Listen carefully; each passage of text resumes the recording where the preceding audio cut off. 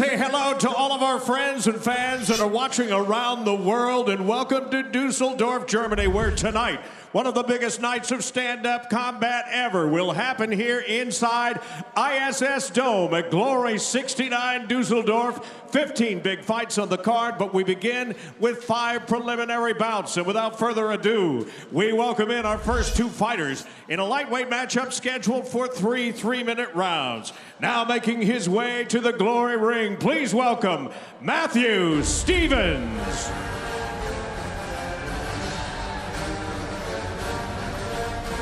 Stevens ready to run down the ramp, nicknamed the Package, fighting out of Australia, Adelaide, South Australia to be more specific.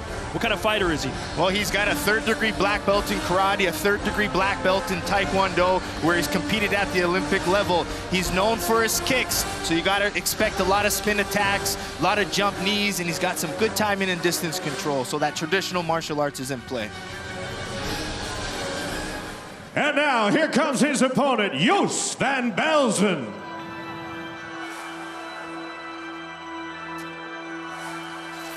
Joost van Belzen won his Glory debut back in Utrecht, a first-round TKO over Percy de Meyer, Joe. Yeah, he's taking this fight on short notice. He's only 21 years old, but he's got an impressive record, 7-0. And he made a nice debut at Glory 65 Utrecht, where he got a first-round finish.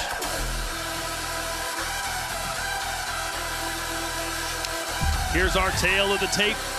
22 versus 29 years old. Van Belzen fighting out of the Netherlands. Stevens fighting from Australia.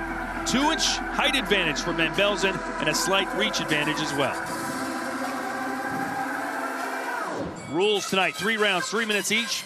Punches, kicks, and knees are the legal strikes. 3 knockdowns in a round or 4 in the fight, and it's a TKO. Belts are going to be scored using the following prioritized criteria, starting with knockdowns, followed by damage inflicted. Then we look for clean scoring strikes with an emphasis on spectacular techniques, followed by normal scoring techniques. Finally, if there's no clear advantage, judges look for aggression. Open scoring tonight. 5 judges will score this fight based on a 10-point must system. You'll see the scores on your screen after each round.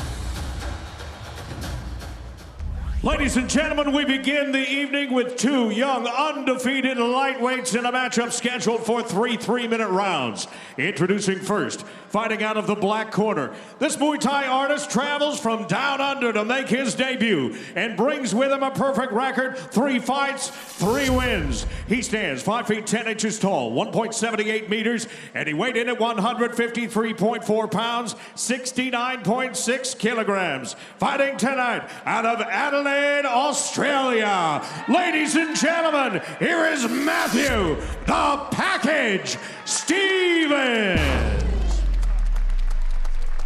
His opponent opposite the ring and fighting out of the white corner. Coming off a first-round TKO in his debut in Utrecht. His professional record also perfect. 7 fights, 7 wins. 3 of those wins coming by way of knockout. He stands 6 feet even, 1.83 meters, and he weighed in a fight time at 153.2 pounds, 69.5 kilograms. Here tonight, fighting out of Beverwijk, the Netherlands. Ladies and gentlemen, it's Joost the Soldier van Belzer. And the referee in charge of this bout, Tobias Gerald. Gentlemen, you understand the rules you're fighting to. Protect yourself at all times, obey my commands at all times. Touch glove if you like, and back to the corners. Joost van Belzen looks very locked in right now. Yeah, oh yeah, he's got that focus. He's got that eye of the tiger. He's ready to go. Ready?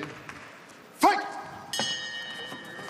3 3-minute rounds, our first prelim here in Dusseldorf, Germany. Yeah, you're going to expect Van Belzen to really use pressure. He's got a really solid right hand, so he's going to find every opportunity to land it. Van Belzen wearing the white gloves. His opponent in the black, Jakub the Package Stevens. Yep, Stevens going to want space, known for his kicks, but you see already nice right hand. Van Belzen with that right hand. That's how he got his Glory debut knockout, stepping in, landing that right hand. So you got to see how Stevens is going to move and keep his distance to kick. Yeah, there's that taekwondo style that he's known for. Double kicks, spinning back kicks.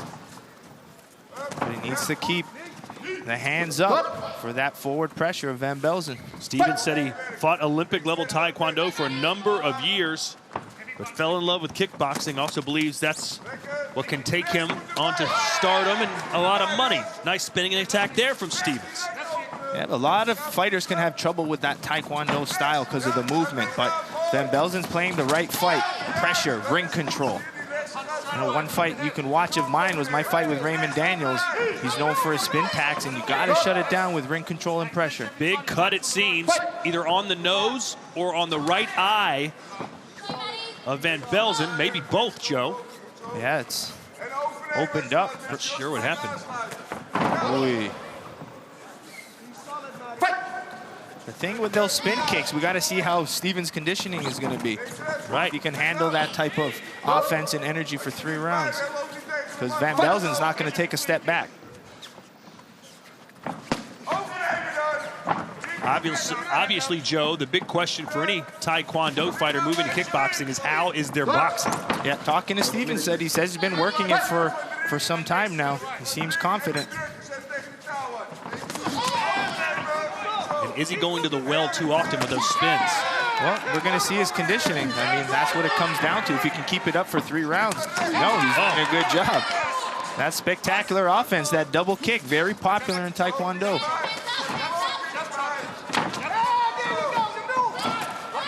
Van Belzen obviously has the advantage with the hands. You can tell that right away, but Steubens has been fantastic with his spinning attack. Yeah, because he's got space to do it. But I don't know if he can keep that up for 3 rounds. Definitely fun to watch in this first round. We've got 15 total fights tonight. We've already got blood on the canvas a minute into the first one. The other question is Van Belzen's conditioning. He's taking this fight on short notice. Apparently he had a fight last week as well. So active style fighter, 7-0. Nice right hand to end the round for Jos Van Belzen.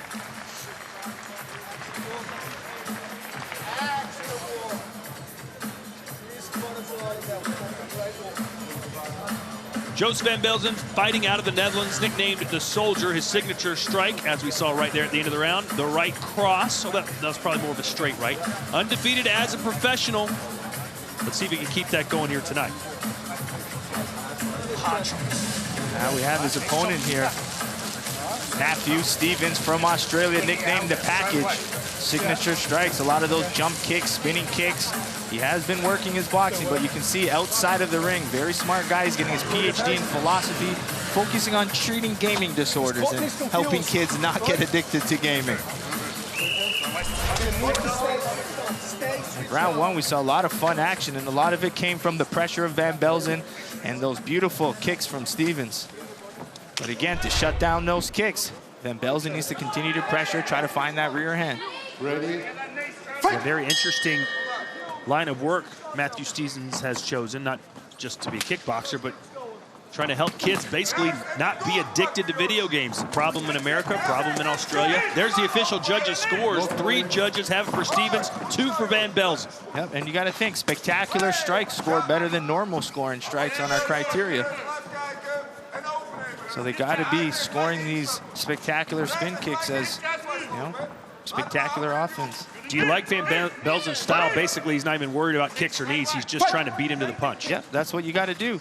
That's why you see him really loading up, pressuring, and when the time comes, he fires that right hand. Another 2-touch kick there from Steubens. We've seen it several times already.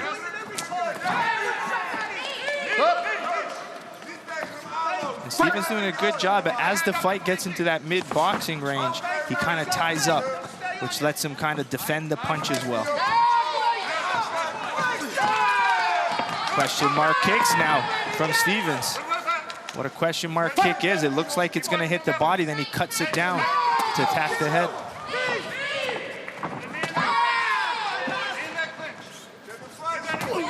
Nice low kick there. That's another good strike for Van Belzen against a fighter who moves.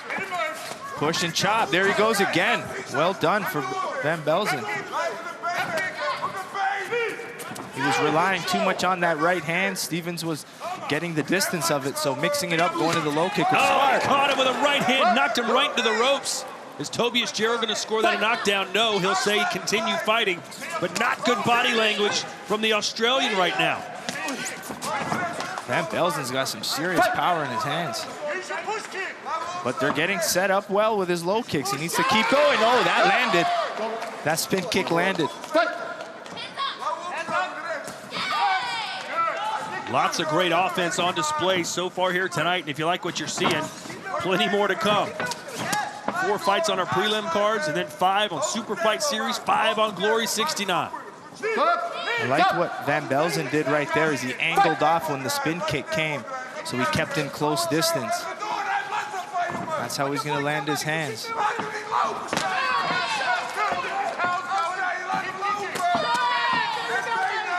Block and punch, that's the strategy right now for Van Belzen. Yep, and going back to those low kicks every chance he has. That's that angle off I've been liking. As soon as he sees that kick come, he just takes that little angle. The kick misses, and now he's in punch range. And he's off balance, and he's not blocking. Yep, and that's where he's going to land his power hooks. Right there, see that angle? Beautiful. Van Belzen willing to eat the kick in order to land the punch. Yep, his pressure's starting to pay off, but still dangerous with those kicks. Is Steubens.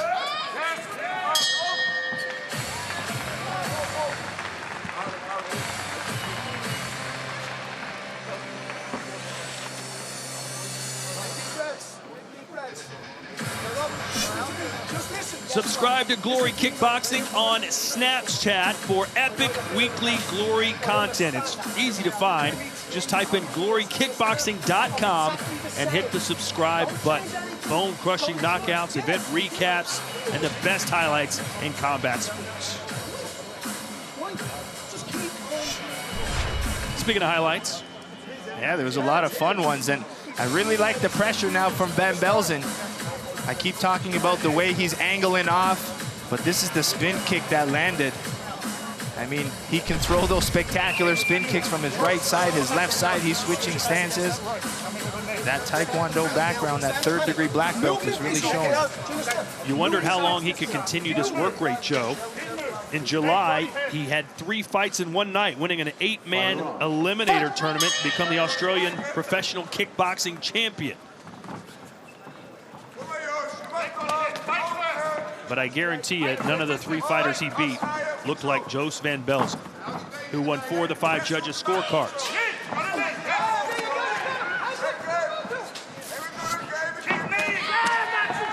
So this fight still up for grabs. Boy, takedown. He's got to be careful, no throws. You know, yesterday we asked Steubens about his Taekwondo, his sport karate. He said, listen, man, my kicks are very, very good. I said, well, what about your punching? He goes, it's good enough. Yeah. Is it good enough, Joe? Well, I mean, he doesn't have to use it as much. I mean, if he can keep his distance and kick fight, I mean, he uses his hands in last resorts. I've seen highlights of some of his finishes before Glory, and he has knocked out people with his right hand. But I like his stance switching right now, but he's walking into big punches now. Got caught with a left, looked like uppercut there from Van Belzen. Yeah, Van Belzen changing levels, landing that straight right, back to the low kicks. Yep, well done. Pressure and low kicks. That's how you beat the Taekwondo fighter.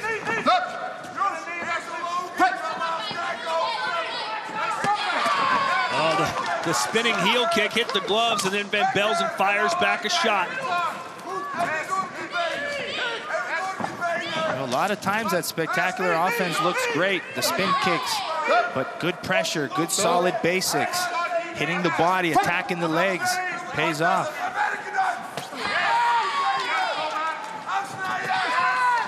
It's all spinning now, Joe. Yeah, he's looking for something. It is impressive conditioning from Steubens. He's still able to keep the kick rate going. A rare punch thrown there for Matthew Steubens. Minute to go here in the 3rd and final round. Still hangs in the balance. Yep, that spin kick was on the liver. Then he just went upstairs. Beautiful combination with his kicks. And he avoided the return punch. Yeah, a lot of fighters just kick in singles, so it's impressive to see fighters who put their kicks in combinations.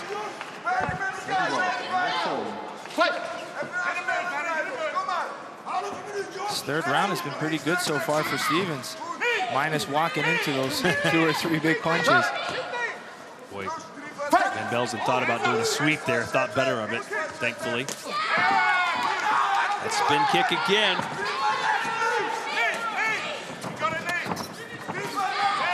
Oh, nice close range head kick, but Van Belzen keeps pressuring. He's got just over 10 seconds to... Someone needs to steal the round in this last 10 seconds. One more spin kick, there it is. So a good opening scrap here in Dusseldorf. Which way will it go, Joe? Well, I mean, if you're looking at spectacular offense as a scoring criteria, I kind of give a slight edge to Stevens in that last round. I mean, but problem is damage. Did Van Belzen do the most damage hitting him with those strikes? So, I mean, here we go. Yeah, it's up there, but damage scores more than offense, so I'm guessing the judges are going to have a split. The official decision in a moment. Coming up in an hour and 16 minutes. It's the Glory 69 Super Fight Series.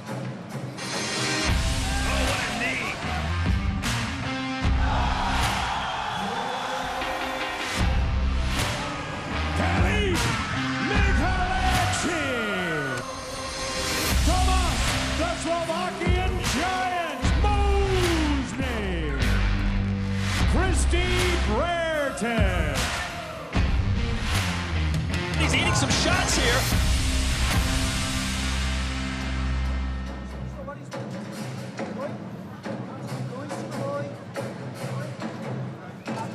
Yeah, great offense from both gentlemen. I mean, I think that pressure of Van Belzen was scoring well for a lot of the judges, especially with that right hand. But some of the judges were really valuing Stevens' spin kicks and being able to touch and move. But Van Belzen's punches seemed to rock the head of Stevens more frequently. But in that third round, it was really close. I felt like Stevens was the busier fighter, mixing in his kicks more. But you see, when Van Belzen hits, you see Stevens' head snap back, which scores as damaging points.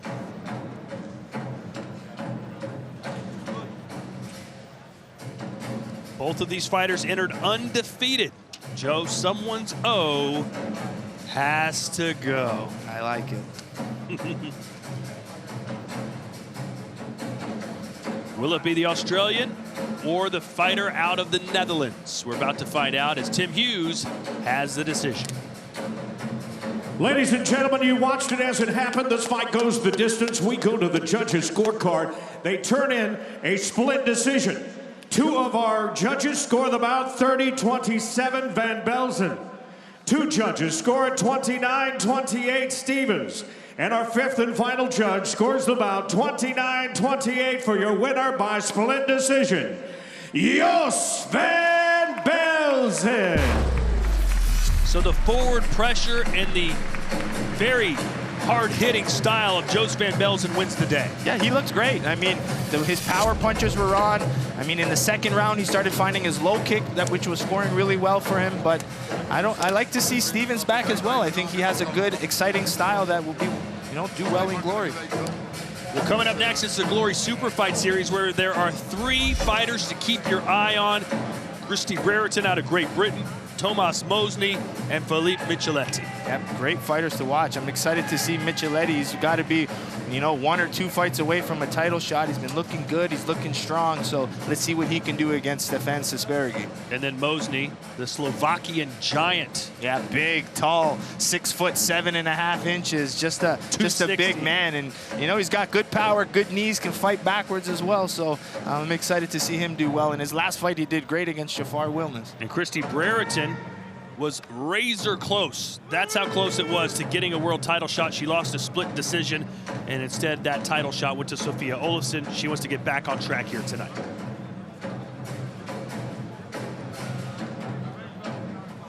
Time now, ladies and gentlemen, for a middleweight matchup also scheduled for 3 3-minute rounds. And first to make his way to the Glory ring, please welcome Kevin Van Heekeren.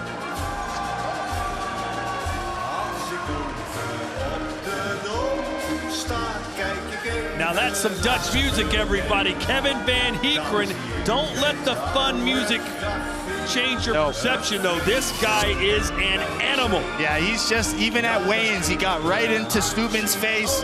You know, really wants to fight, and he's coming off a win against Matt Baker in his hometown of Utrecht. So, I mean, fun fighter to watch. He's never out of the fight. He comes aggressive, wants a knockout. Just a spectacular, exciting fighter to watch. Kevin Van Heekeren. And now, ladies and gentlemen, here is his opponent, Jakob Steuben.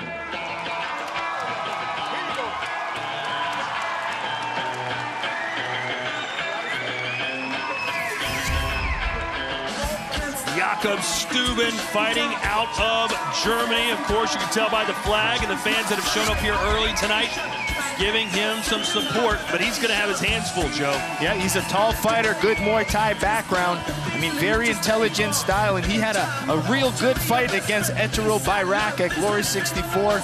Very close, exhausting fight. I mean, he did some good work with his boxing and his knees, so, I mean, right now, Bayrak very high ranked, so Steuben's looking to continue to climb as well.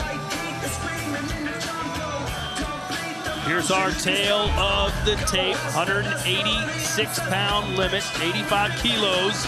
Both men are 27 years old. Steuben 2 inches taller and has a 4-inch reach advantage.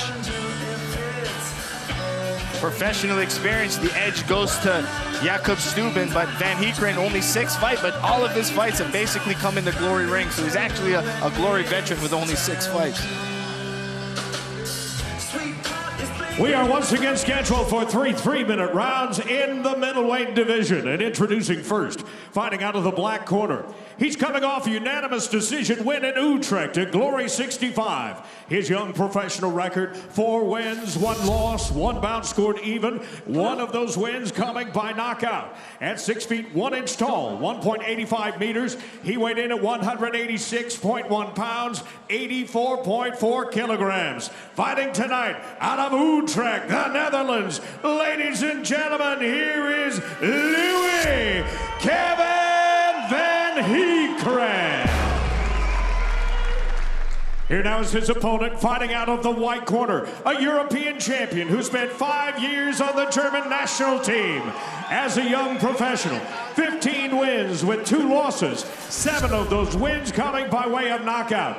He stands 6 feet 3 inches tall, 1.90 meters, and he weighed in at 185.4 pounds, 84.1 kilograms. He fights tonight out of Cologne, Germany. Ladies and gentlemen, here is Jakob, the Siberian Tiger, Steuben. The third man inside the Glory ropes, your referee is Paul Nichols. Gentlemen, you understand the rules that you're fighting to. Protect yourself at all times, obey my commands at all times. Do you have any questions? Touch gloves, push back. Push back. Kevin Van Heekeren, a new father, had his son, baby Jackson, 2 weeks ago, says, that makes me want to be even more successful, work even harder. And considering how hard he's been working before the baby Joe, I would not want to be in there with him tonight. Yeah, and he's the shorter fighter here, so he really wants to come in, use his low kicks. I mean, in his last fight with Matt Baker, he was also the shorter fighter, and he did some good work with those low kicks. But Steuben already, boxing and knees. Van Heekeren has been a slow starter in the past, has had to get off the canvas a couple times. Steuben, only 1 fight in Glory. Tough loss for him, but he's still ranked number 8th. A lot of promise from this young German. Yeah, and it's his height, his length, his ability to switch stances. He's got a really intelligent style, but Van Heekeren's not going to make that very easy for him. That pressure. Fight! You know, Van Heekeren from the Coliseum gym, who's got Jason Wilness, Jafar Wilness, Tijani Bestadi. So he's got some of the best kickboxers in the world, everyday training. Good timed right hand there from Steuben. Break! And yes, it is pronounced Steuben, even though it's spelled Steuben. Born in Siberia. Now fighting out of Germany. Yeah, this fight's really going to be about Van Heekeren's low kicks and Steuben's knees. You can already see on the inside of the right leg of Steuben redness and swelling. Yep, Steuben will punch, he gets Van Heekeren's guard up, and then he throws the knees underneath the elbow. Where you got Van Heekeren now always countering, either before or after. So you see the redness of Van Heekren's rib and the inside leg of Steuben. It's already starting to bruise and get red.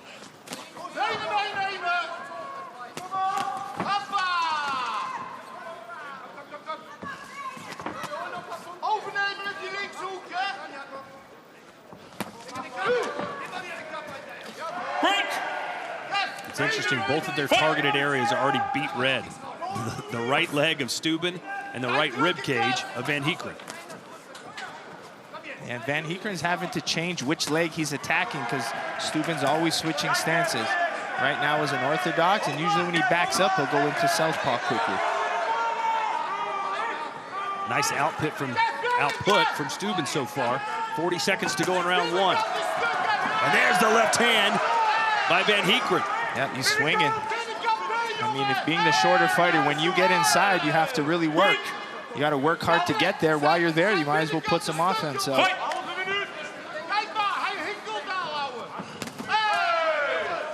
Van Heekren told us yesterday he didn't believe Steuben had a lot of power, so he said, I'm going to get it right in his face and pressure him. Not going to worry about getting hit.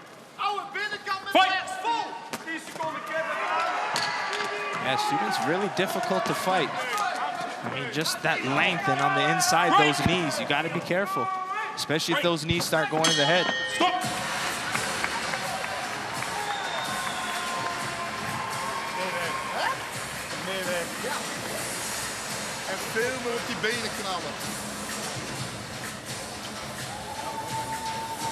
Jakob Steuben, nicknamed the Siberian Tiger, as I mentioned, born and raised in Siberia.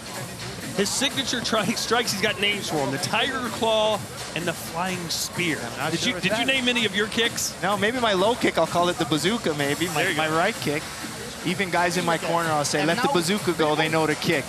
Now you have right now Kevin Van Heekren, number 9 ranked middleweight, nicknamed Louis. Signature strikes, like we're seeing the low kick. It's one of his best working strikes. And he trains at Coliseum Gym. You see Jafar Wilness giving him instructions, head coach Danny DeVries. And you got to know Jason Wilness is watching at home. To Johnny Vestad, he's getting ready to win a world title, hopefully, for the team. Could be a great weekend for them, or it could be a disaster. That's what's great about stand-up combat here at Glory. Yeah, I'm excited to see the judges. Yeah, figured it would be split, but 3 to Van Heekren, 2 to Steuben.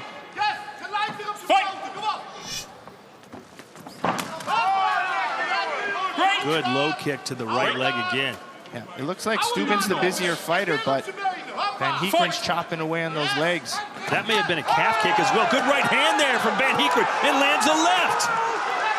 Not giving Steuben a chance to breathe over there. Yep, I like that he put his power punches in combination, not just the single. If you're gonna bomb your right hand, you should follow up with the left hook and keep going back with it. Because against a tall fighter, they like to move their head backwards. So another good one for Van Heekren would be to punch the body, then the head. And I think he just mixed it up there. Oh, and he caught him with a left hook.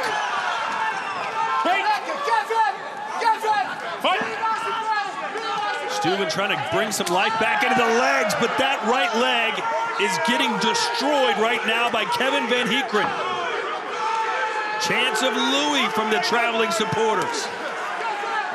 Amsterdam, about a 2-hour drive from Dusseldorf. Yeah, now he went outside leg, inside leg. He's really mixing up his focus of attack, which is a smart move. If you were Steuben, would you switch specifically southpaw now? Well, I would try to walk Van Heekren into something, walk him into a knee. I mean, he's got to maybe throw his knees a little faster, because in the first round he used his boxing to set up his knees. Maybe lead with the knee. Nice body shot from Steuben, and another one, and now he's on the front foot. Yeah, that volume and combination work is going well for him.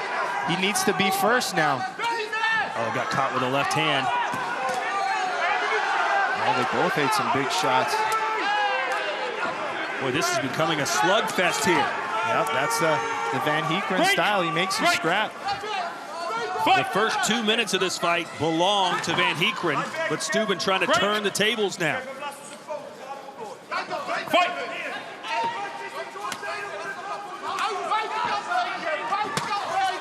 Nice solid body work. So for Steuben, I would think leading with the knee, trying to walk Van Heekeren into them would be a nice strategy. Well, that might have hurt Van Heekeren. He's trying to hold on, and he never tries to hold on, Joe. He took a jab as well. How about Steuben fighting back here in round 2 and a straight right hand? Yeah, he might not have that one-shot power, but it's the accumulation of the punches that are working for him. This is a battle royale right now, as Van Heekeren's trying to keep this big Siberian tiger off of him. Nice work from Steuben. And a right hand again. You're tall, use those straight punches. What a round.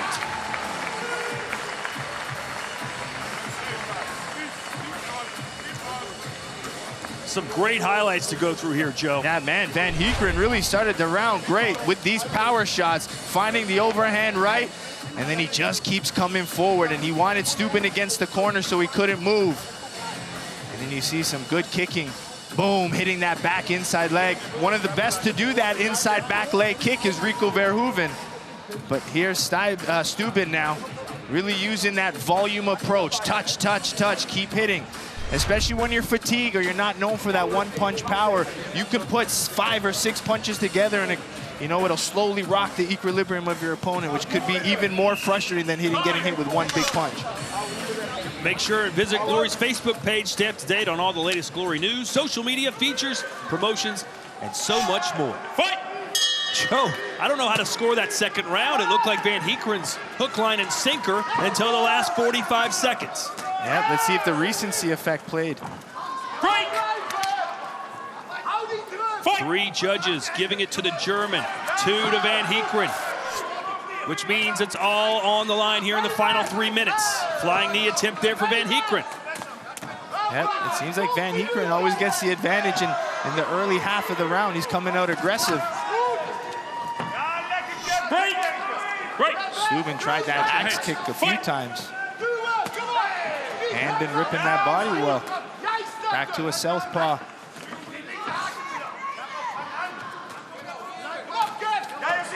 Yep, knee there from Steuben. Yeah, he's leading more with it. I like it. Break! Break! When your leg is as banged up as Steuben's is, and you're obviously going to lose some power from your power shots. Oh, and he just got caught with the left. Where does he generate that boxing power from when his foundation is compromised? Yeah, he's just, with Van Heekeren, he just has that ability to turn it on. And we've seen it a few times in his fights. He looks out and then just finds power out of nowhere. That's the issue with Steuben. He's landing more volume, but he needs to be careful for that one-punch counter from Van Heekeren. Halfway through round 3. Boy, a spinning back fist looked like it was there if he'd have let it go. Yeah, Steuben needs to keep those straight punches, keep pumping that jab, and keep working off his 1-2. And then try to mix those knees and defend the counter punches. Things are getting a little sloppy here in the 3rd round. It could be one sequence, maybe even one shot that will determine the winner of round 3. Yeah, I was just going to say, I would like Van Heekeren to kind of kick more. I mean, he's sitting in the shell looking to punch, but the legs are there. He's missing with the punch, but I'm still could attack those legs. So if he fires out of his shell with low kicks rather than punches, could give him some more success. There's the straight punches of Steuben. That's what he did last round, came on strong. Yeah, backs to his boxing and knees.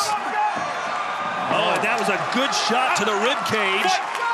It sent Van Heekeren down, but it's ruled not a knockdown. Got caught to the knee to the face, but landed in the left hand. Van Heekeren can't bend in the clinch like that. He needs to keep his chest up. This is when Steuben needs to mix the knees to the head, but here comes Louis.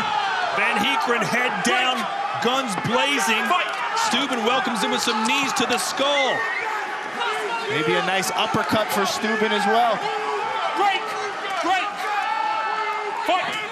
Big right hand there, right above the ear. What a fantastic fight between these 2 warriors, Jakob Steuben and Kevin Van Heekeren. Yeah, great fight. Both had their moments, both had different strategies, and both had, very successful rounds. Great fight. The last time we were here in Germany, it was at Oberhausen for Collision 1. Well, guess what's just about a month and a half away? Yep. Collision 2.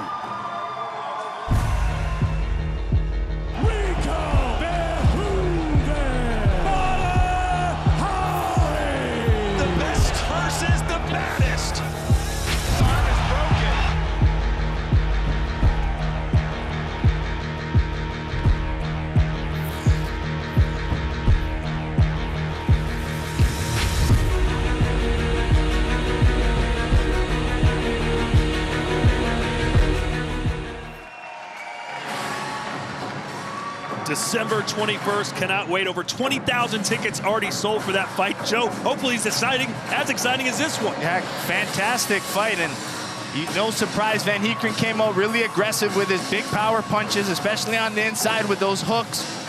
But you saw him really attacking the leg, doing a lot of good damage. But Steuben was really starting to pressure a little bit more with his boxing, started to be first, landed some good knees.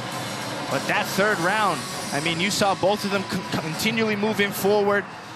You know, you had Steuben using his straight punch as well. Van Heekeren, though, just that forward pressure style, you know, makes it a tough fight every single time. So evenly matched, yet two different styles. A fantastic fight to watch. But let's see who's won it. Here's Tim Hughes. Once again, ladies and gentlemen, this bout goes the distance, so we go to the judges' scorecard. It is once again a split decision. Here are the totals. They score this bout 29-28 Steuben, 29-28 Van Heekeren. And our three remaining judges have it 29-28, 29-28, and 30-27, all for your winner by split decision, Jakub Steuben. Neither man should hang their head, Joe. A fantastic performance by both of them, but in the end, it was Steuben's relentlessness, his straight punching, and his body shot. Yeah, in that third round, I mean, he did some good work with those knees. He had Van Heekeren bent over, threw knees to the head, landed good knees to the body, seemed to throw a lot more output. So, I mean, I'm not upset with that decision at all. So Jakob Steuben improves to 16-2 and 1-1 in glory with that win here tonight in his home country of Germany.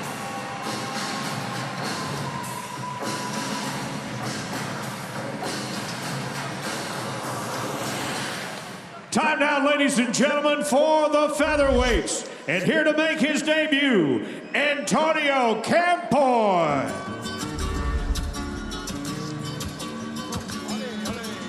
Barcelona, come on!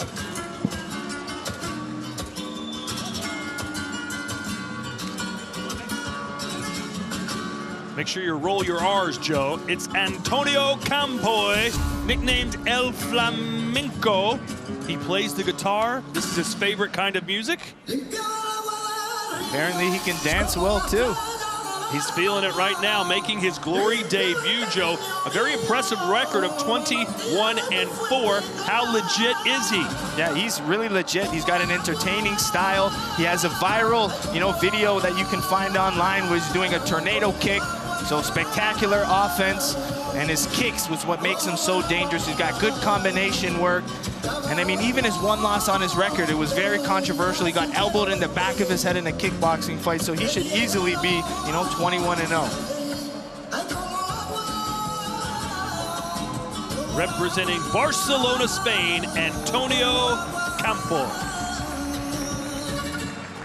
Now please welcome his opponent, River Daz. Here you go, here you go, here you go.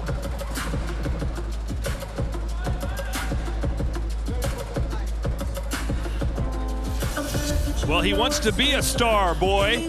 25-0-1. He has not been defeated. One fight in glory, and it was a win back at Glory 64 Strasbourg. Yeah, very talented fighter, and I mean, I think we're going to see a lot of good stuff from River Daz.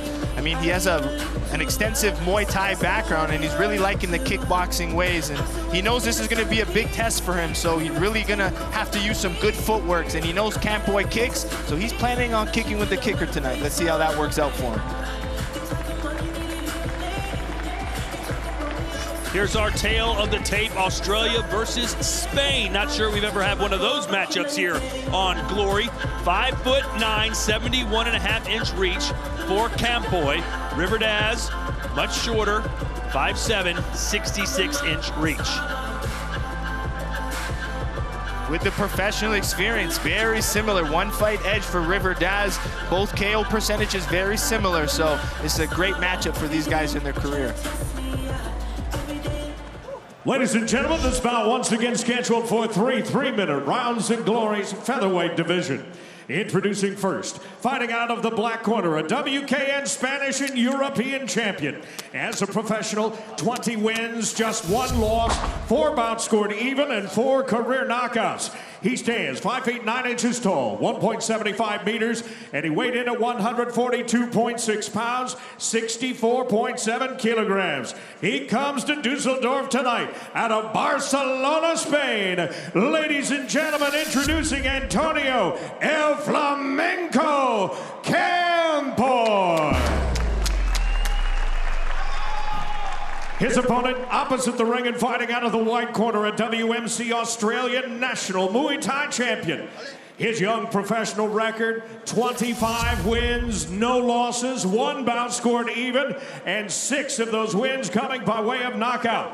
He stands 5 feet 7 inches tall, 1.73 meters, and he weighed in at 141.5 pounds, 64.2 kilograms. He's here tonight, all the way from Melbourne, Australia. Ladies and gentlemen, it's the Filipino Flash, River Daz. And the referee in charge of this bout, Jürgen Lemming. Black corner, white corner. You know the rules, listen to my commands, okay? Protect all the time yourself. River Daz, the Filipino Flash, fighting out of Melbourne, Australia, versus Barcelona, Spain's Antonio Campo. We're going to expect a lot of flashy kicks from Campo. Fight! El Flamenco. I always thought it was flamingo. The dance was called the flamingo, but I was embarrassed in front of a lot of people the other day, being told it's not the bird, it's flamenco. River Daz in the white gloves, Campo in the black as he's pushed back against the ropes. Yep, River Daz wants to show a little bit more output this time. He's really worked hard on his strength and conditioning. Feels like he's hitting harder now. Trip and fall there. How about River Daz helping him up? Yeah. Good sportsmanship. Respect, absolutely. I like those front kicks as well from Daz, mixing his rounds and straights. River Daz can be silky smooth at times.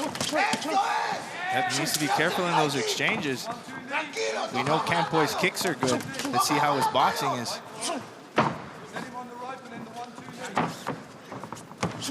River Daz was supposed to fight in America, but had some visa issues. So he said this has basically been like a 14-week camp for this fight. I've had a couple fights drop out. Yeah, he's motivated. He wants to go to the U.S., so. Apparently he was told that he's not recognized as an international fighter yet because all of his fights have been basically in his home country of Australia. So he needs to win a couple of these European fights, and he's off to a pretty good start here. Yep. Oh, nice shot. I think the corner must have dropped some water, so now they keep slipping. But it looks like River Daz's low kick. He found it. Yep, he's trying to set it up with his hands now, level changing with it. Well done. That spin kicks that Campo likes to throw. They both like to throw him.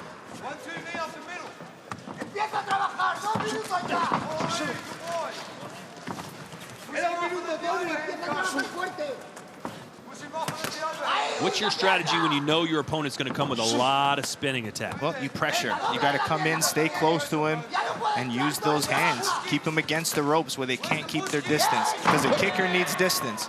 You take it away from them. Keep them on their heels. Chop away at the legs.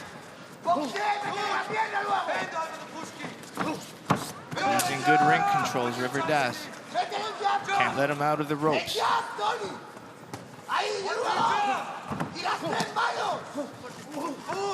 that was right there for a knee. Jordi Calvet in the corner of Antonio Campo.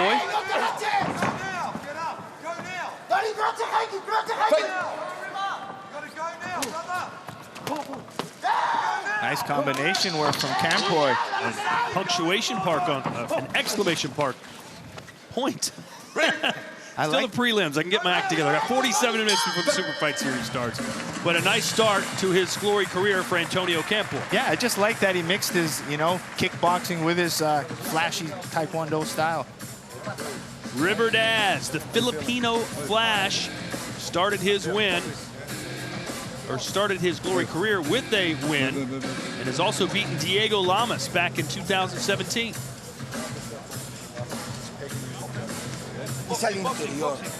His opponent from Spain, Antonio Campo, signature strike is his kicks. And, you know, right now he's being forced to box a little bit more with Daz, but outside the ring, enjoy sailing horses and flamenco music. You gotta learn the dance now. Oh, you don't know it already? And you do?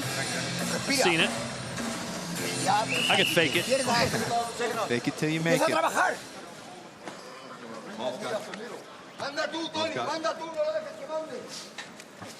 Judge, time. Fight! Round 2 scheduled for 3. River Daz wearing white gloves. Antonio Campo in the black. You'll soon see the judges' scores in all 5. Give it to Daz. Yep, good pressure work, good at attacking the legs. Good first round for Daz. When you're somebody like Antonio Campo, who hasn't really faced a lot of adversity, as you mentioned, that one loss was greatly disputed, he's probably not used to coming back. Where's that footwork? Where's that fighting?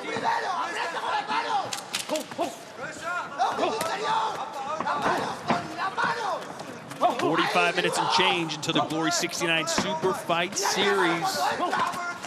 Great night of combat sports. Whether you're watching on Pluto TV, YouTube, Facebook. Daz is really now pressuring with that low kick. He's going after it. It's looking like he wants to switch stances, probably to set up a knee.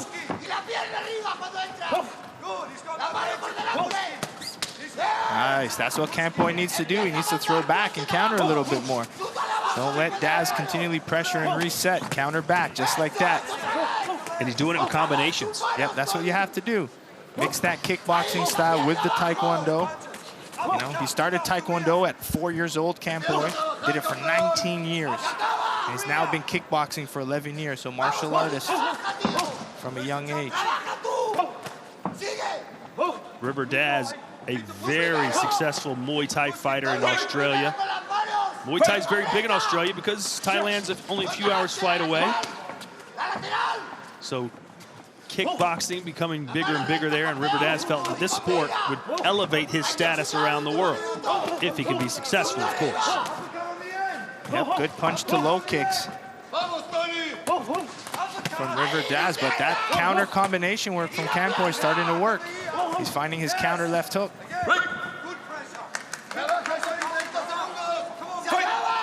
He's got to win this round, Joe. Yeah, talking about Antonio Campo. Yeah, Campo just needs to work more. He needs to put more work rate.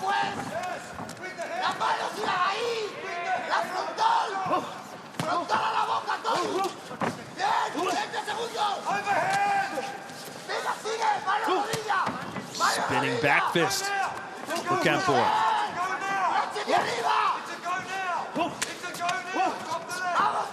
Yep, better volume now from Campo. He's also checking kicks too. Nice axe kick.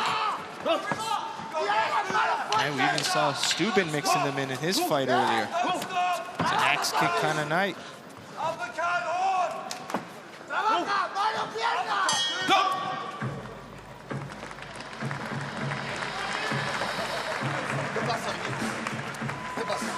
Coming up, 3 o'clock Eastern UFC, 1 o'clock Eastern UFC Fight Pass.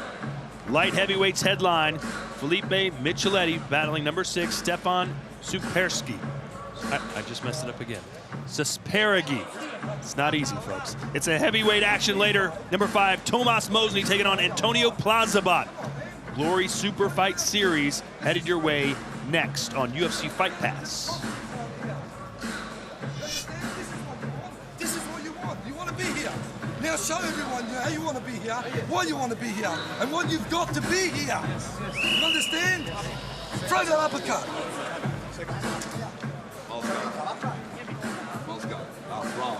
Come on, man, let's go. Last round. Mark the hammer in his River Daz's corner, letting him hear it, Joe. Yeah, he's really motivating him. He's got to work. I feel that was a closer round. We'll see what the judges have it, but I found that was better work from Campo. Well, 3 judges gave it to Daz, Joe, and if my calculations are correct, that means Campo needs a knockdown. Yep. Indeed, 3 judges have it 20-18. Yep. Verdaz needs to go back to that low kick. You hear his corner yelling for it.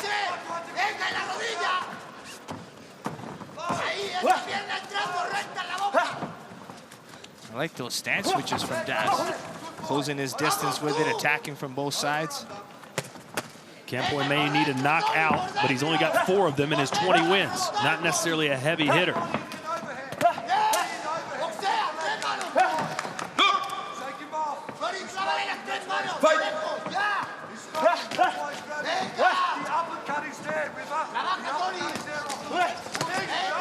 Good left hand for Campo.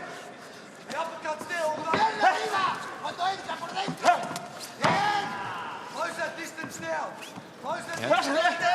Good pressure still from Daz. Kick from Daz. Yep, keeps attacking the legs.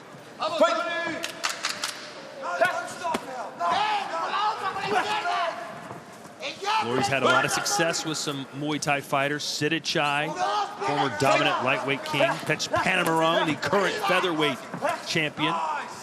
So the blueprint is there for River Daz.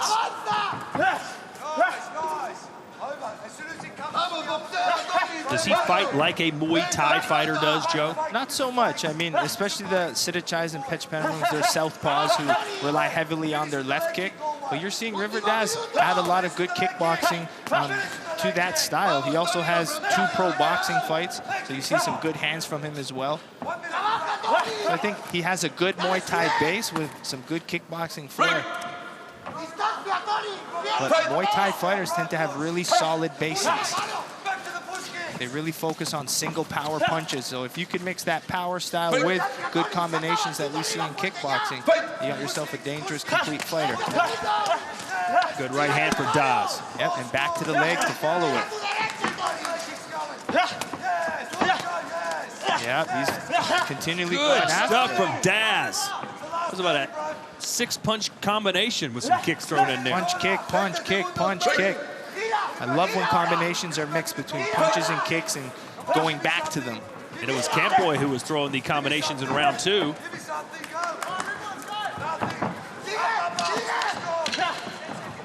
Ten seconds left. Nice work there from Campo. That actually scored. Yeah, that's how we got that viral knockout, with that exact same tornado kick. What appears to be not enough for Antonio Campo as River Daz raised his gloves to the air. The official decision in just a few moments as he gets a hug from the hammer. Coming up next, it is the Glory Super Fight Series.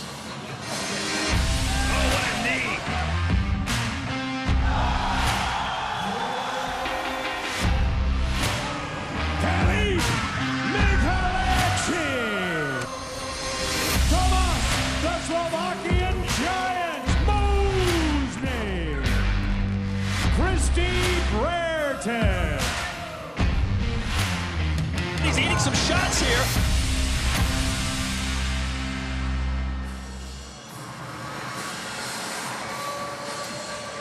Let's jump into some highlights from our 3rd fight of the night. Yep, a lot of good, solid pressure from River Daz. He knew Campo was dangerous with his kick, so he came, pressured, landed some good hands, mixed his low kicks extremely well, but never giving Campo a chance to breathe. In his face, pressing forward, and just showcasing his mix of skills. He was looking for that uppercut at few points, but his biggest success came from those low kicks. Stayed inside, defended the kicks really well. Well, that one looked like it hurt, even through the guard, but toughness from River Daz. Ladies and gentlemen, after 3 rounds of stand-up combat, we go to the judges' scorecard. Here are the totals. 2 judges see it 29-28. The 3 remaining judges all have it 30-27. A unanimous decision, all for your winner, River Daz. Nice win for River Daz, who can't stop smiling, Joe. He's 2-0 now in Glory. Yeah, and he's improved his professional record to 26-0. So we got ourselves a nice contender in the featherweight division. As we told you, Collision 2 headed your way in December, but this Thursday, they will come face-to-face for the official Collision 2 press conference. The best versus the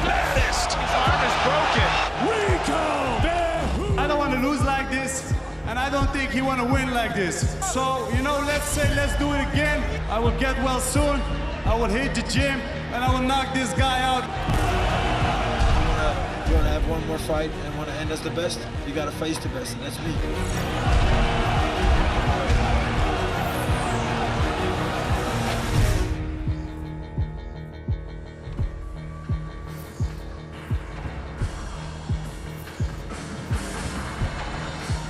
Our fourth preliminary bout of the evening takes place in the lightweight division. Let's get our two fighters to the glory ring. Now making his way, please welcome Arbi Emiev.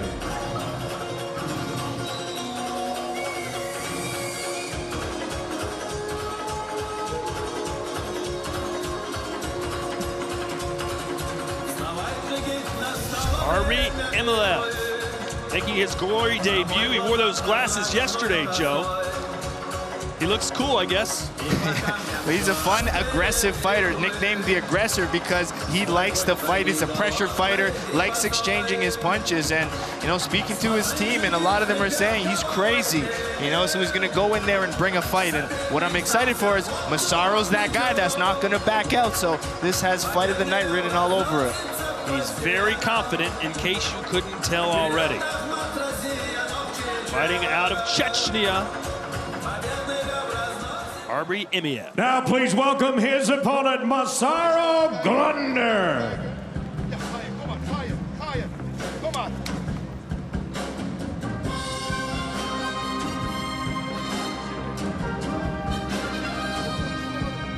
Massaro Glunder, not the best glory record, Joe, but he's been in there with the best of the best. Yeah, and he always fights well. He's young. He's fought a lot of big fights when he was so young in his career, and this is now moving up to lightweight for him. You know, he's having trouble cutting weight, making the featherweight division, and he even said in his career, most of his knockouts have come in the lightweight division. He feels more power, and he knows in the last few weeks of his training camp, he can stay strong, stay healthy, and not have to just worry about making the limit. Yeah, fighting at 154 for the first time in glory. That's 70 kilos. He said his last fight, as soon as he threw one punch, he was gassed. He said his body, after the weight cut, just shut down on it. Massaro Glunder, 25 years old, 5'8", 75-inch reach. That's 5 inches longer than Emiev, who's 5'9½". There's a lot of experience between both gentlemen. The advantage going to Emiev, but this is Massaro's, you know, 9th fight in glory, so he has that glory experience as well as the knockout advantage. This bout once again scheduled for 3 3-minute rounds in Glory's lightweight division. Introducing first, standing on my left and fighting out of the black corner. He is a self-described brawler who has won both of his previous 2 fights by knockout. At 46 wins, 12 losses, 3 draws, he comes in with 14 career knockouts to make his glory debut. He stands 5'9" and 1/2 inches, 1.76 meters, and he weighed in at 152.6 pounds, 69.2 kilograms. Fighting tonight out of Russia, ladies and gentlemen, here is Arbi, the Aggressor, Emiev. His opponent fighting out of the white corner, a European champion, also a 2-time world champion. His professional record stands at 32 wins, 13 losses, 4 bouts scored even, and 20 big career knockouts. At 5 feet 8 inches tall, 1.73 meters, he weighed in at 153.2 pounds, 69.5 kilograms. He fights out of the Moluccan Republic. Ladies and gentlemen, please welcome Massaro, the Project Glunder. And once again, your referee in charge of this bout is Paul Nichols.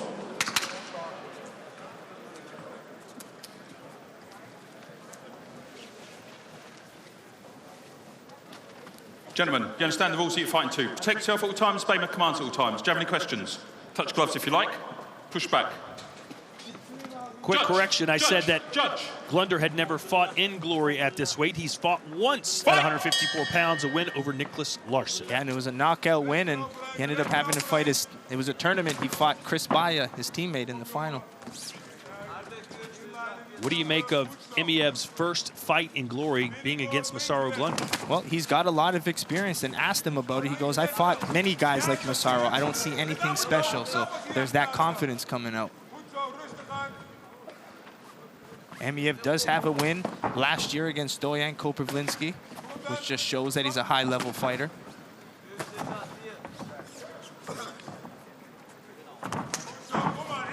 Emiev says he likes to break people with his pressure. Says, I'll never surrender or quit. I'm a brawler. I love to exchange punches. Yeah, even asking Massaro about his styles, he says he likes to come forward, but he says it's sloppy, it's ugly, so he expects a really tough fight. And Massaro trying to use his counters. He feels like his counter hooks will be a good advantage for him.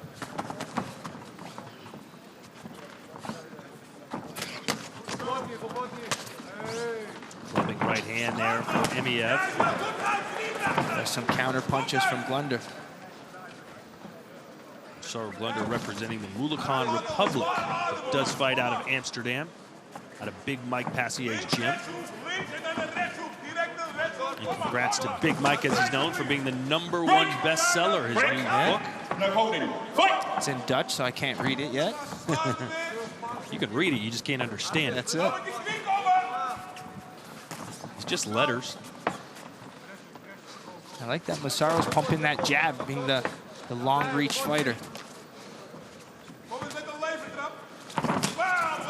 was blocked by Emiev. Yeah, nice explosiveness from Glunder, though.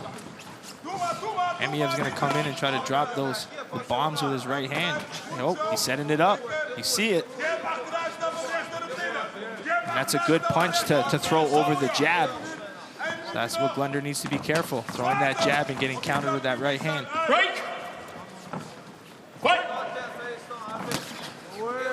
But there's those knees from Glunder. Another good strategy against a forward pressure boxer. Emiev called tonight the biggest accomplishment of his life, making it here to glory. He's the first Chechen to be signed in glory. Nice uppercut there from Glunder. Yep, staying long, and he's going to try to catch Emiev as he comes in. Oh, just missed with that knee.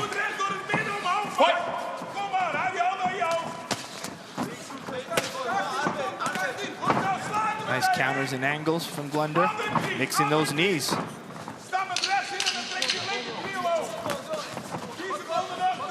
A lot of Mike's Gym's fighters known to have great knees.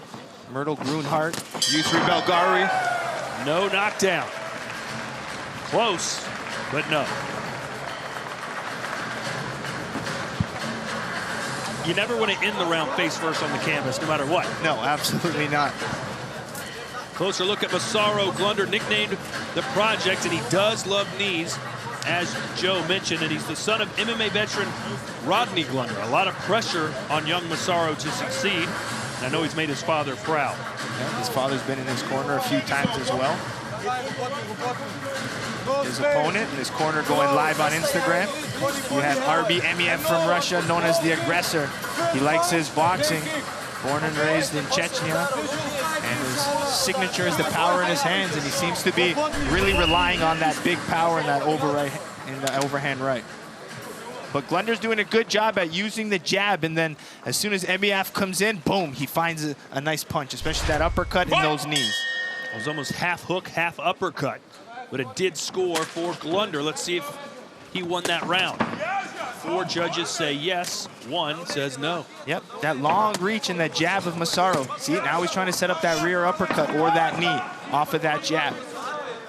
Or you'll see some good counter hooks as well.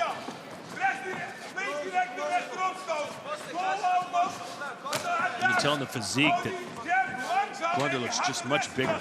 Yeah, just being able to focus on his strength and conditioning more with Milano PT. Well, right hand, and again, backwards goes Emiev. Glunder says he loves the way he feels at this weight so much better than when he was fighting at featherweight. Emiev does need to kick a little bit more. He's relying too much on his power hands, and he just keeps missing. Massaro's distance is on tonight.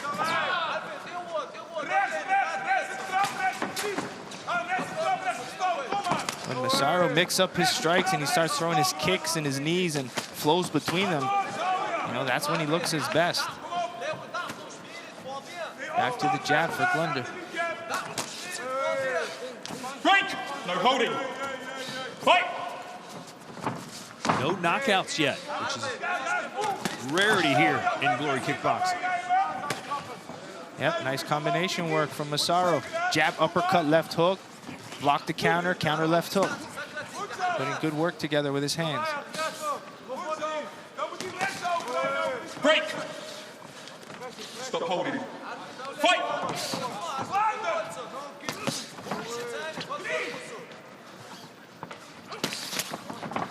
Break! Time! Neutral. Public warning. Hold again, I may take a point. Do you understand? Time in. Fight! Paul Nichols with a stern warning. Emiev's English isn't too great, but I'm sure he understands what he's doing. Glunder said in watching Emiev's videos that Emiev has a lot of holes that he felt he could exploit. Are you seeing those holes? Yep, I think it's the forward pressure, and he's really wide as he comes in. That's why Massaro's using the knees and uppercuts. Yeah, and they're landing well for him. And I think right now it's Massaro's distance control. He's able to just slip strikes and counter back. Again, jab, uppercut. Nice little jab there from Glunder, timed perfectly. And Big Mike in the corner seems to be really happy. Break! Fight!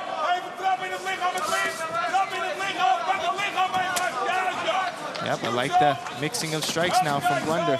Break! You're right, Emiev is really loading up with that right hand. Yeah, he needs to change it up. I mean, the low kick would be a good strike, but when he's kicking the body and head, Massaro's exiting and then countering with his low kicks. Massaro playing it smart. Mid-range, stays nice and tight.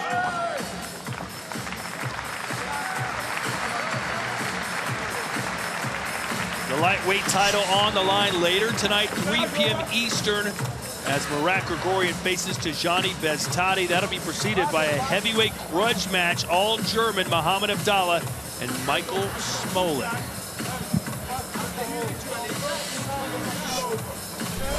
Round 2, mostly Massaro Glunder. Yep, a lot of good work at slipping and countering, using solid distance control. Slips, counters with the jab, follows with the right hand. Well done following up the first strike.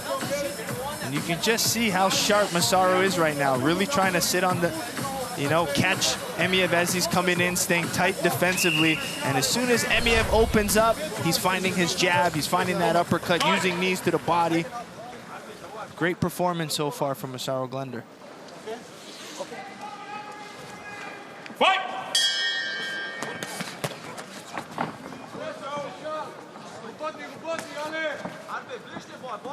All 5 scoring that for Massaro, which means Emiev's going to need at least a knockdown here in the 3rd round. Yeah, let's see what adjustments his corner was telling him to do.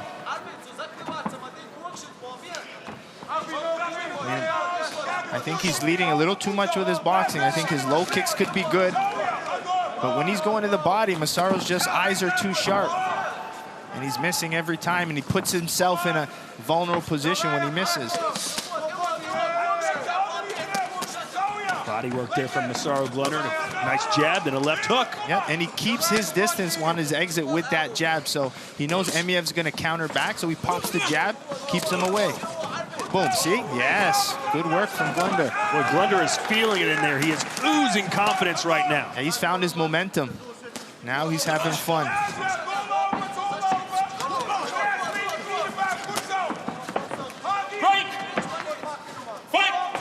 It seems like Emiev just doesn't have a plan B. Yeah, he's relying on that forward pressure and power. Although he did throw a high kick in there. Blood now coming out of the right eye of Emiev. Yeah, but Massaro either in or out. He's not going to sit there and open up. Break! Especially as Emiev's throwing.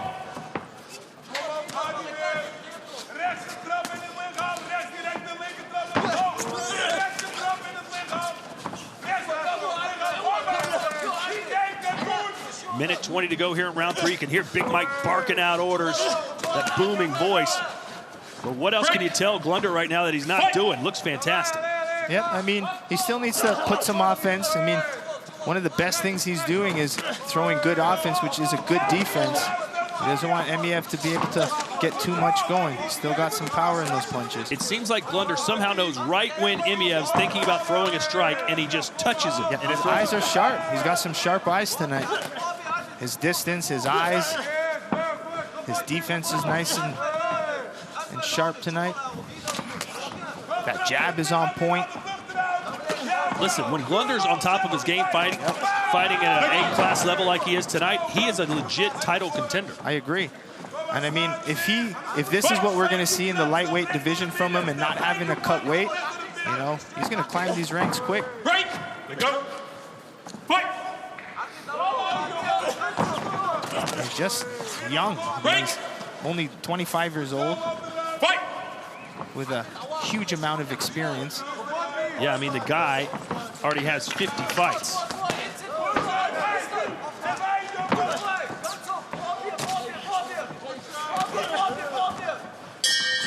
Actually, this is his 50th fight, I believe, and it was a very good performance by the man nicknamed The Project.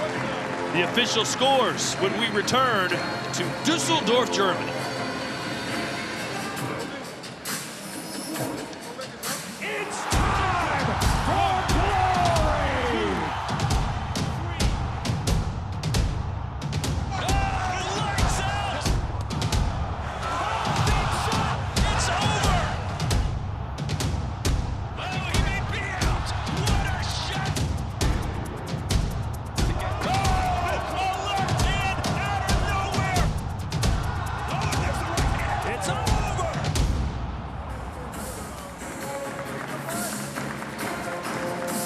Highlights from Emiev and Glunder. Glunder on point, sharp eyes, good jab. Mixing his strikes really well. Using good counter punches, trying to find his uppercuts really well. And you just see he was sharp on the inside with his defense. Moves, created distance, countered well. I mean, a lightweight Masaru is a dangerous one. He had good energy, good output for all 3 rounds. Really liked how he just stayed patient, really stuck to his jab, and really tried mixing in good uppercuts and nice straight punches. He's got that long reach, he used it well, didn't get hit much, so great performance from Masaru Glunder. Once again, we turn to the judges for a decision after 3 rounds. Here now are the totals. One judge scores it 29-28. The 4 remaining judges ringside see it 30-27. All for your winner by unanimous decision, Masaru Glunder. Masaru Glunder admittedly left school early, Joe. Said, I've got no degree. I'm all in on kickboxing. This has got to work for me, and tonight it did. And tonight it did. This is one of the best we've seen him. I mean, we saw him in a great performance against Quay Taranaki and had some tough fights and tough losses against Kevin Venostra and Uliana, but he's on and he's looking sharp. So let's see how he continues to do in the lightweight division. And hello to his 4 younger brothers who are probably watching at home right now. Coming up at 3 p.m. Eastern time, it is our absolutely loaded Glory 69 card. Joe, this could be the card of the year. Yeah, I mean, from the first fight all the way to the end, there's a lot of bad blood, a lot of good fights. You know, I mean, right out the gate, I'm excited to see Menshikov against the experienced Congolo. I mean, the Tavares Duke fight, how can you not be excited for that fight? And eventually, you know, Marat Grigorian against Tajani. I mean, I'm excited for it because we haven't seen Grigorian in a while against someone other than Sidichai. And Tajani just so young and he's always getting better. So I'm excited to see how that fight plays out. Our final preliminary bout of the evening once again takes place in the lightweight division. And now making his way to the glory ring, Artur Sawadiak.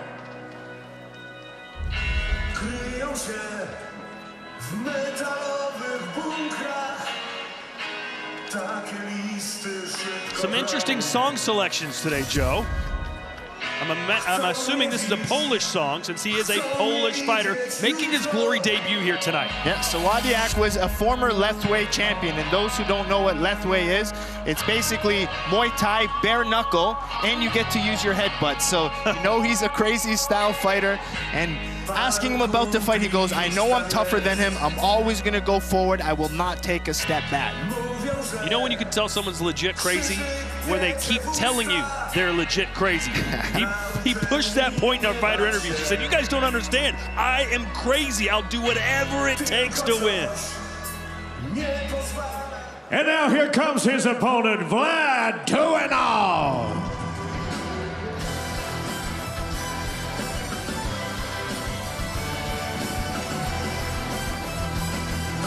Vlad 2-0, nicknamed the Diamond, fighting out of Russia. This is his second fight in glory. His first, a loss, a split decision loss to a fantastic fighter, Michael Palandre. Yeah, and I mean, 2-0, really good boxing. He's 21 years old, multiple-time amateur Russian champion. He had his first pro fight at the age of 14 years old. He's got a lot of experience, and he relies really heavy on his hands. Very explosive. You're going to see him wait, and when he goes, there's a lot of power behind it. So he's always looking for that finish. And he's very experienced. 270 amateur fights, 45 professional fights.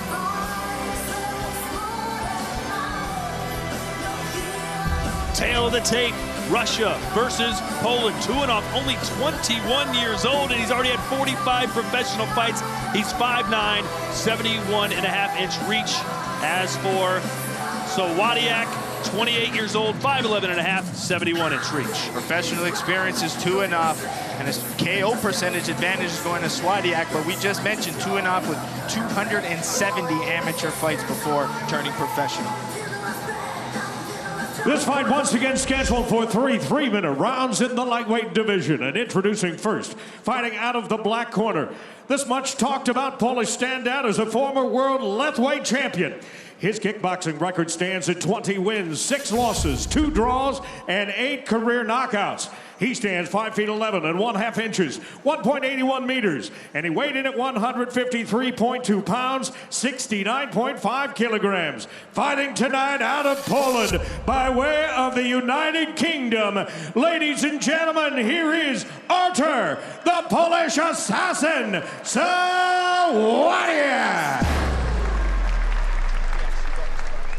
His opponent opposite the ring and fighting out of the white corner, a 2-time Russian, 2-time European champion in 2 separate divisions. As a professional, 41 wins with just 4 losses, 13 of those wins coming by way of knockout. At 5 feet 9 inches tall, 1.75 meters, he weighed in at 143.4 pounds and even 70 kilograms. Fighting out of Orel, Russia, please welcome Vlad the Diamond 2-0.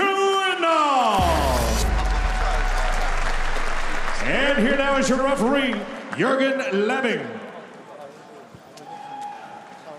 Black corner, white corner. You know the rules with my commands, okay? Protect all this time yourself, okay? Judge. You might be able to see there's some scar tissue on the eye of Sawadiak in the orange shorts. You said, that didn't look good. It might bleed, huh? He said, if it bleeds, it bleeds. He didn't care about it. No, remember, he's used to fighting with headbutts and bare knuckles and elbows. Ooh, nice spinning kick there for 2-0. Yeah, watch 2-0's explosive power. When he gets ready and he gets going, he just blasts out of that shell. How about the thighs on 2-0? Almost as big as yours, Joe. Thank you, Todd. I thought you were going to say something like, well, let's not get crazy. Yeah, I was going to say that, but... You should have seen Joe hitting the squat rack this week over here in Dusseldorf. Right. Yeah, you're going to see 2-0 really try to pressure, use his ring control, and then try to counter out of that shell.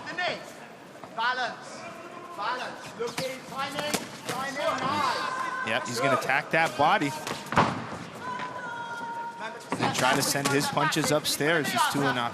You can tell Sawadiak more interested in brute force. The technique edge goes to 2-0. Yep, Sawadiak says he's not taking a foot backwards, but he is now. Changed levels there, downstairs and upstairs. Caught him with the right hand.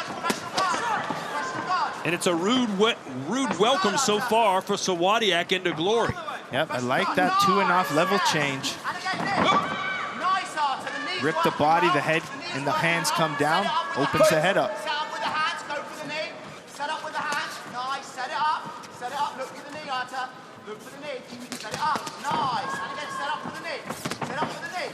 Yep, Sawadiak moving now. He's going to have to move, doesn't want to sit in mid-range and exchange with 2-0. Again, Sawadiak in the orange trunks, 2-off with the white gloves. Nice straight right to the body. Follow left hook upstairs for 2-off. One of my favorite combinations. Oh, nice shot. Sawadiak handled it pretty well.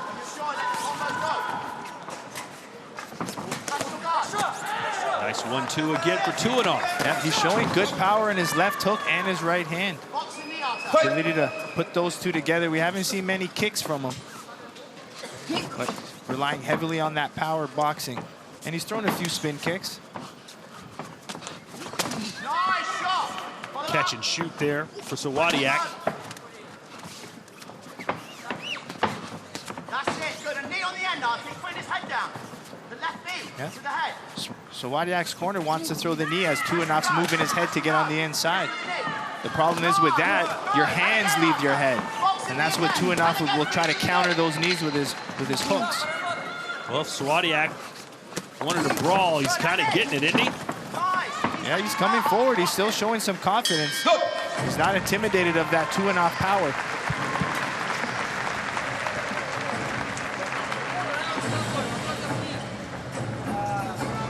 Vlad 2-off began training at the age of 7. Joe mentioned his first professional fight was at 14. Born and raised in Russia.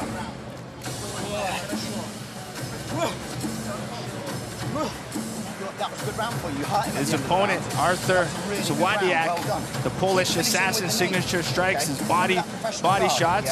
It's a little harder trying to move backwards to land them, but as we mentioned, former left-weight champion, headbutts, elbows, bare knuckle. I mean, that just shows the toughness in his style. So for him to have someone punch him with some 10-ounce gloves on is no big deal. And he's sitting there and he ate some big shots from 2-off and he's still coming forward. 2-off's been hot lately. Has won 15 of his last 17 fights. Yeah, he only has 4 losses on his record. And one of those wins, Joe, came against the man you just saw fight, Masaru Blunder. Both in a non-glory match. Let's see the scores from round 1. It's got to be the 2-off. Yes. Less than 10 minutes to go until the Glory Super Fight Series. Back to those level changes from 2-off, really swinging left and right. Good inside low kick there, a sneaky one for Sawadiak. Yep, there's that body work he likes. Now he's changing levels with his hands. He's looking more comfortable now. He felt the power. It looks like to me, correct me if I'm wrong, Sawadiak can't win this fight on points, but he can win it with volume. Yeah, he's got to put the volume together. He's got to be first. But the problem with being first is 2-off's counters. Your hands leave your head, and that's what opens up the punches of 2-off. So he just landed a good punch there, Sawadiak. Seems like they're slipping in every single corner.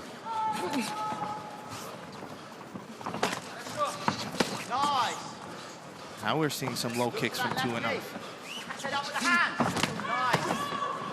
And again, attack again, Arthur. Combo.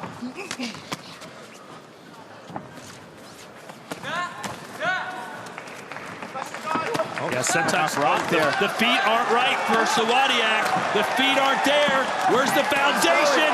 The tree may be able to go. He's still standing upright for now. And he's still getting shot at. How is he standing? Incredible stuff here from Sawadiak.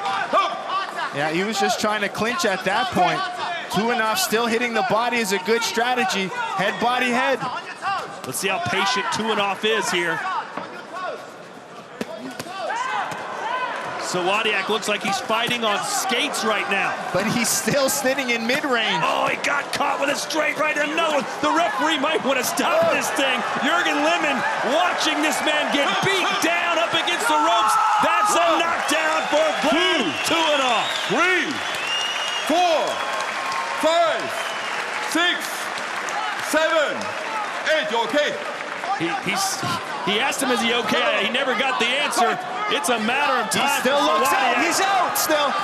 Just taking punch after punch after punch. How is he still standing? This is where 2-off could mix an uppercut and get his finish. Sawadiak hasn't thrown a punch in it seems like 10 minutes. Right to the body, to the head. Body head work from Tuinov. I see an uppercut if he can land it. Everything's landing, Joe. I'm hearing those body shots dig. If he makes it out of this round, it's a minor miracle. And he did it. Big props to Artur Sawadiak. And yes, Joe, he is legit crazy. Yeah, I agree. I mean, he's definitely out in his corner right now. I'm surprised he took those shots. 2 questions for you, Joe. Should the referee have stopped it? And should his corner have stopped it? Yeah, I mean, I would be totally content with the ref stopping it, and I'd be content with, you know, them stopping the fight now. You look at his eyes, they're not there. You can see his eyes rolled back, and he just took all the power from Tuinov. But he just stood there, took it, Bambi-legged and all. Just ate punch after punch. Tuinov going body head, hook after hook. Man, what a power shots that he took. If I'm his corner, and it looks like they're going to allow him to start round 3, I've got that white towel in my hand. As soon as he takes another big power punch, I'm letting it fly. I mean, that's just how tough Sawadiak is, but they should be standing close, being ready. Artur Sawadiak, the Polish assassin. I'm really liking that body work from Tuinov. It's setting the head punches up really well. Now he wants that. He knows that he's hurt, and now he can get flashy, Tuinov.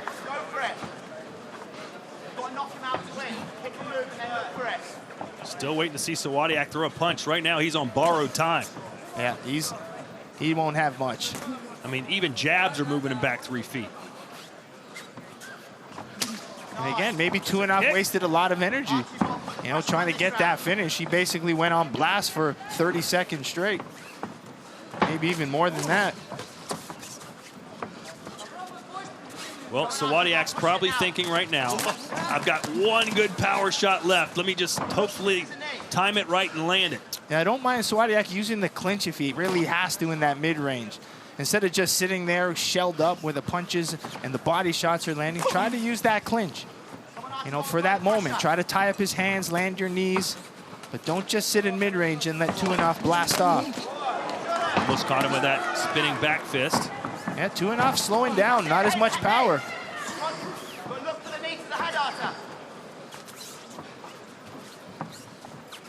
Just when we thought the Polish assassin was out, finding some offense.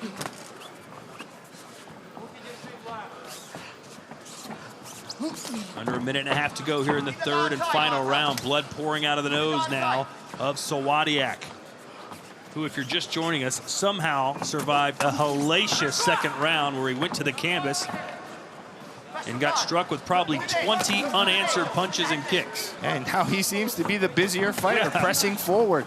Can you imagine? Oh, maybe Tuinov's waiting for this last minute to let go. But I think he wasted his gas tank in that end of that 2nd. Well, Sawadiak, even in a losing effort, could win performance of the night tonight, just surviving this. Absolutely. To take those shots and to do this in the 3rd round, man, he's got my respect, that's for sure.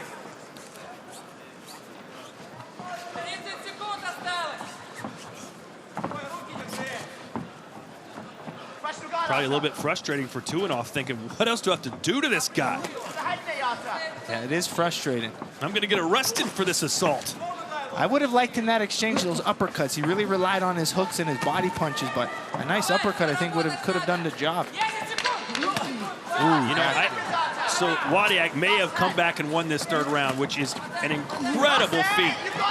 So much heart being shown by this Polish fighter. Congratulations to him on surviving, but let's not take away from what Vlad Tuinov did. Yeah, phenomenal. The way he used his power punches, mixed his levels, he looked fantastic.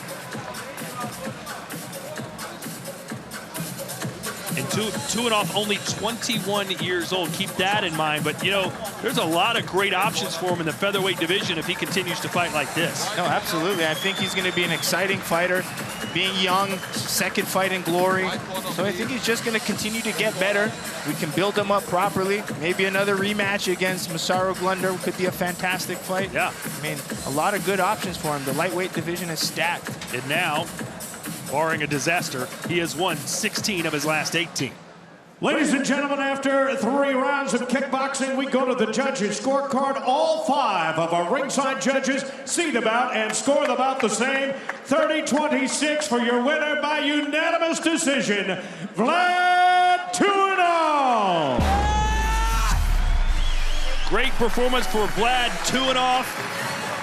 And Artur Sawadiak, I'd love to see him back in a glory ring again based on heart alone. Joe, your final thoughts? Well, I thought we had great fights, close fights, really well matchups. You know, we saw a good win from Steuben. River Daz looked incredible. Masaru in one of his, best technical performance. And we got another good contender in Vlad 2-0. All right, the Glory Super Fight Series coming your way next.